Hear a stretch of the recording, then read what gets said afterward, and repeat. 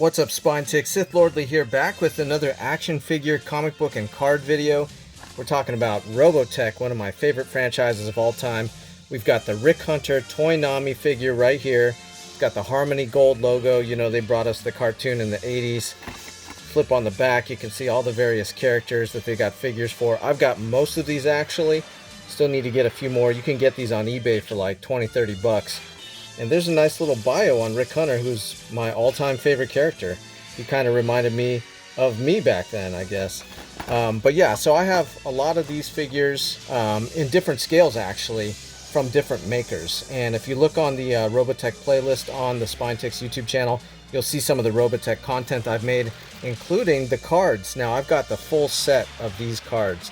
And Rick Hunter's got several cards, but I chose this one because it's card number 2 right off the bat. And so here's a little bio on him if you want to read that. Check it out. And there he is in his civilian clothes.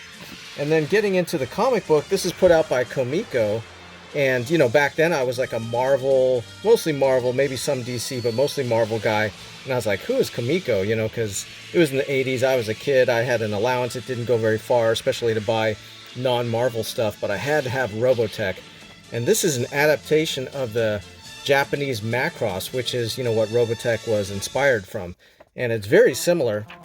And in fact, this is an adaptation like of episode 1, Booby Trap, as you can see, of Robotech the cartoon. You could see Carl Masick, who brought us this adaptation in America from Japan. And it's interesting because, you know, his name's Rick Hunter, but in this adaptation, he's Rick Yamata. So he's more of like the Japanese Macross anime version in this adaptation, but as the subsequent issues unfolded, you know, then it followed along the US storyline. And of course there's 3 series. There's the Macross Saga, there's the Robotech Masters, and then the New Generation. All 3 are great, and I've got them all on DVD. One other thing I wanted to bring in was the Robotech role-playing game put out by Palladium Books. So you've seen me show, you know, various role-playing games tied to whatever I'm interested in, like Marvel superheroes. You saw the revised Recon game for G.I. Joe, not specifically for G.I. Joe, but, you know, soldier game based in Vietnam.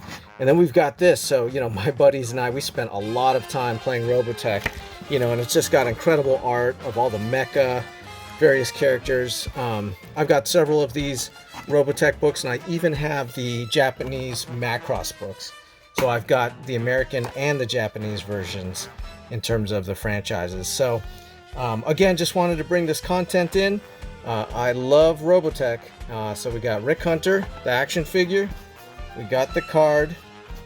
We got the comic book. I appreciate you guys all watching.